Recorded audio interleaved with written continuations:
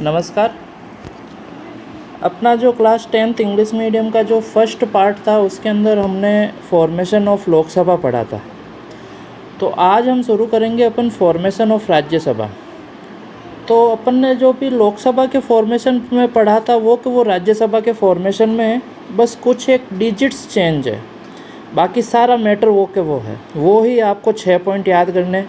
आपकी स्क्रीन पे देखो जो 6 पॉइंट आ रहे हैं वो देखो, नंबर ऑफ़ कैंडिडेट्स उसमें भी था, टेनर उसमें भी था, क्वालिफ़िकेशन था, मीटिंग्स था और ऑफिसर थे, है ना, और ऑफिसर्स के वर्क्स थे।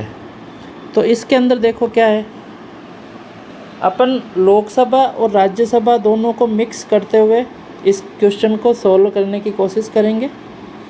जैसे फर्स्ट क्वेश्चन अपना था, फर्स्ट पॉइंट इसके अंदर है जैसे नंबर ऑफ़ कैंडिडेट्स। तो नंबर ऑफ़ कैंडिडेट्स में अगर मैं लोकसभा की बात करूँ तो मैक्सिमम नंबर कितने लिखे थे अपन ने, 552। और आउट ऑफ 552 530 स्टेट से आते थे, 20 आते थे आपके यूनियन टेरिटरीज से, और 2 कहाँ से आते थे, एंग्लो इंडियन हुआ करते थे। उसी तरह से राज्यसभा में देखो टोटल कैंडिडेट्स कितने हैं, 250।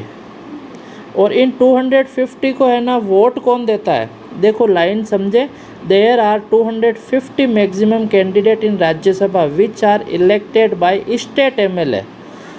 यानी कि उसके अंदर अपन ने इलेक्शन पढ़ा था और उस इलेक्शन में यह पढ़ा था कि भाई डायरेक्ट पीपल है ना उन कैंडिडेट्स को वोट देती है।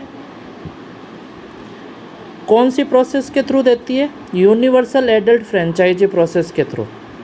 इसके अंदर आपको यही ध्यान रखना है कि ये जो 250 मेंबर्स हैं, इन मेंबर्स को डायरेक्ट जनता वोट नहीं देती है, बल्कि जनता के जो चुने हुए रिप्रेजेंटेटिव होते हैं, जिनको हम स्टेट के अंदर एमएलए बोलते हैं, मेंबर ऑफ लेजिस्लेटिव असेंबली, वो इन 250 मेंबर्स को राज्यसभा में काम करने का मौका देते हैं इलेक्शन प्रोसेस के थ्रू। अब इस 250 में से देखो अगली लाइन पढ़ते हैं, out of 250 238 from state and union territories. यानी कि 250 में से 238 तो राज्य और केंद्र शासित प्रदेशों से चुनाव होकर के आते हैं, यानी 230 तो स्टेट और यूनियन टेरिटरीज से आते हैं। और जो 12 मेंबर्स होते हैं वो आपके नॉमिनेटेड होते हैं। नॉमिनेटेड का मतलब ये होता है कि भाई जो प्रेसिडेंट है अपने इंडिया के, वो किन्हीं 12 लोगों को या 12 मेंबर्स को अपने मन से उनको क्या कर देते हैं, मन से उनको है ना राज्यसभा का कैंडिडेट या फिर मेंबर डिक्लेयर करते हैं। वो जो 12 लोग होंगे वो कौन से होंगे, ऐसे ही नहीं कि अपने परिवार में से किन्हीं 12 जनों को उन्होंने राज्यसभा का सदस्य बना दिया और वो मौज मस्ती करें। अब ऐसा कुछ नहीं है। कार्य करने के हिसाब से उनको कुछ उनके भी दायरे होते हैं कि किन कैंडिडेट्स या किन मेंबर्स को उनको चूज़ करना होगा। वो उन्हीं मेंबर को चूज़ करेंगे जो education, art, social service, science, इनमें देश के लिए अच्छे कार्य किए हुए व्यक्ति हो, अच्छा नॉलेज रखते हो जो पॉलिटिक्स का, ऐसे व्यक्तियों को ही वो क्या करेंगे, राज्यसभा का मेंबर नॉमिनेट करेंगे। इसी तरह से मीटिंग्स लोकसभा और राज्यसभा की सेम ही होती है, वही है, 2 मीटिंग्स होती है और 2 मीटिंग्स के बिटवीन 6 मंथ से ज़्यादा का गैप नहीं होता है। और प्रेसिडेंट होता है वो इनकी मीटिंग्स के अंदर क्या करता है, स्पीच देता है।